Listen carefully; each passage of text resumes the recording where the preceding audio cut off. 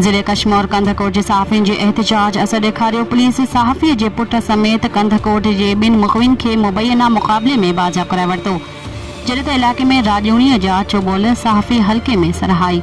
मिलियल ॼाण मूजिबि कंधकोट दुरानी महर थाणे जे हद कचे वारे इलाइक़े में पुलिस ऐं ॾोहारियुनि जो मुबैना मुक़ाबिलो 5 ॾींहं अगवा थी वियल सहाफ़ी अब्दुल गफ़ार मंगी जो पुट नसीबुल्ला मंगी ऐं सोट माशिक मंगी खे पुलिस बाज़ियाब कराए वरितो।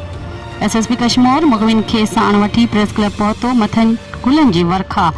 SSP रोहल अहमद खोसो जूं प्रेस क्लब में मीडिया सां ॻाल्हियूं। हुन ॻाल्हाईंदे चयो त 1 महीने अंदरि 16 मुख़बी बाज़ियाब कराए वरिता आहिनि। हाणे ज़िले अंदरि अगवा बराए तावान जो हिकु बि मुख़बी धाड़ियलनि वटि बांधी बड़ियल न आहे। जेके ट्रैप या ॿिए कंहिं तरीक़े सां अगवा थियनि पिया उन लाइ बि हिकु सेल क़ाइमु कयो आहे।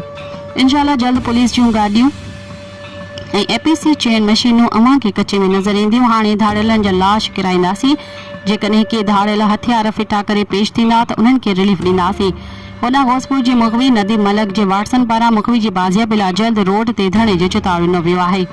हर वक़्तु आगाह रहण लाइ ॾिसंदा रहो JTN न्यूज़।